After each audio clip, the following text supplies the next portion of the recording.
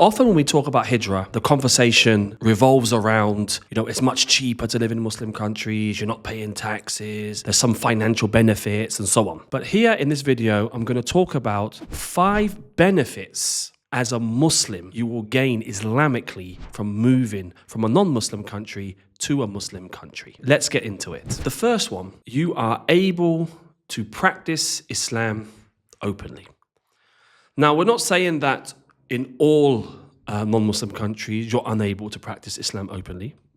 It's a fact that, for example, in the UK and America, generally you can practice your Islam openly. However, in a predominantly Muslim environment, it's much easier. You have less issues where you have to explain why you're doing certain things, and you don't have to ask your boss for time off to pray, or, Jum'ah and these types of things, or Eid, praying Eid, for example, having the day off for Eid and all these types of things.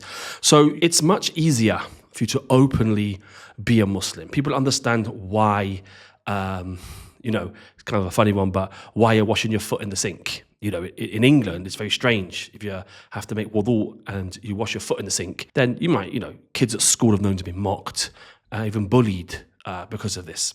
So it just makes it a little bit easier. And then in some non-Muslim countries, as you know, may Allah subhanahu wa ta'ala aid and preserve our brothers in these environments, that they're unable to practice Islam openly. So making hijrah is a benefit for them, and they're able to practice Islam in a safer, open environment.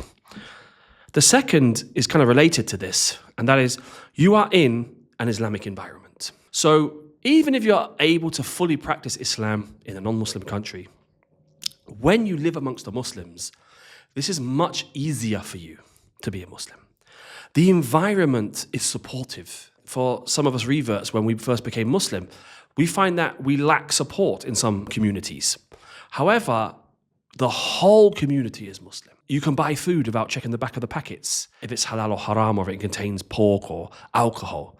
You can hear the adhan everywhere. Masajid are everywhere. It's easy to pray in the masjid. There's Quran schools, which we're going to talk about in a second, is another one of the benefits. All of your kids' friends are Muslim. You haven't got to worry about the influence of, non-Muslims upon your children, the doubts of the non-Muslims that are crept into the school system, some atheist doubts and these types of things that they may learn in non-Muslim environments. The third benefit is you have access to Islamic education and resources. They're abundant, especially Arabic and the Quran.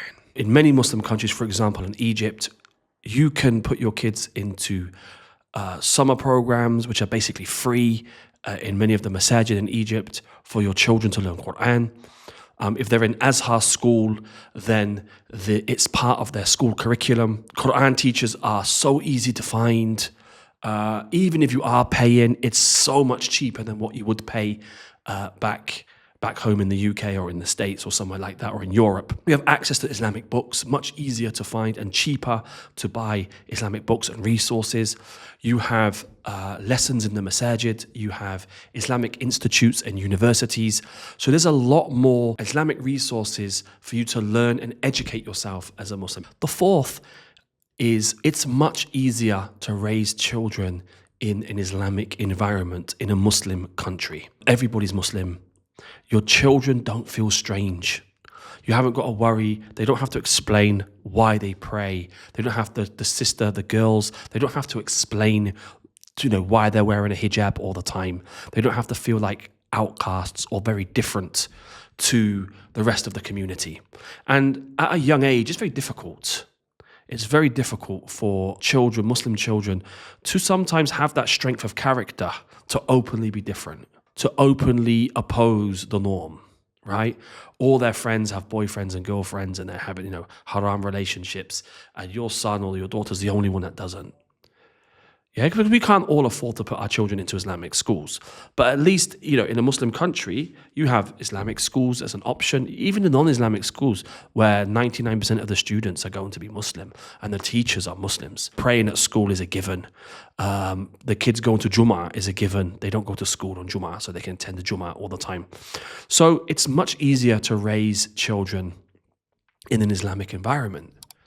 and it lessens the burden on you. Your children memorizing the Quran becomes much easier, right? You don't have to pay large amounts of money to get maybe unqualified Quran teachers to teach your kids.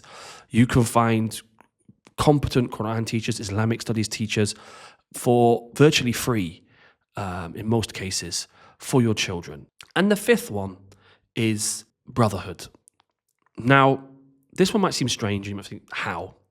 But it's kind of a result. So every Muslim country I've traveled to, and I've been a muhajir now for 20-something years, I've found communities of expats. And the natural result of that is that we tend to build communities and come together. And it's linking between our brothers from the East or from the Muslim countries with the brothers from the West. And you'll find that there are tons of natives of the land that you go to who are supportive. You will always find ones that are in awe that you're from the West and you're a Muslim and you want to practice your religion. The amount of Egyptians I've had say to me, why did you leave England? How can you come to Egypt? England's much better. And then when you explain why, I've had people break down in tears. I've had taxi drivers break down in tears and refuse to take money from me. People willing to help you. And then I have friends now from, all over the world. I have Indonesian, Malaysian. I have friends from Holland and France, from the States, from Canada, South America, Russia, Uzbekistan, Kazakhstan, and so on. I've met people from all over the world, that I wouldn't have had this opportunity if I had stayed back home. This is not an exhaustive list. There are many other benefits of making hijrah. But these five, I found that five of the main benefits of taking that leap, taking that step of moving to a Muslim country. And all of this, in reality, is to please Allah subhanahu wa ta'ala. Our niyyah, our intention of hijrah is the ultimate goal is to seek Allah subhanahu wa ta'ala's pleasure. And if we look and we contemplate over those five benefits, all of those are major steps and major reasons for gaining Allah subhanahu wa ta'ala's pleasure. Get your copy of the Hijrah Handbook at book.makehijra.com.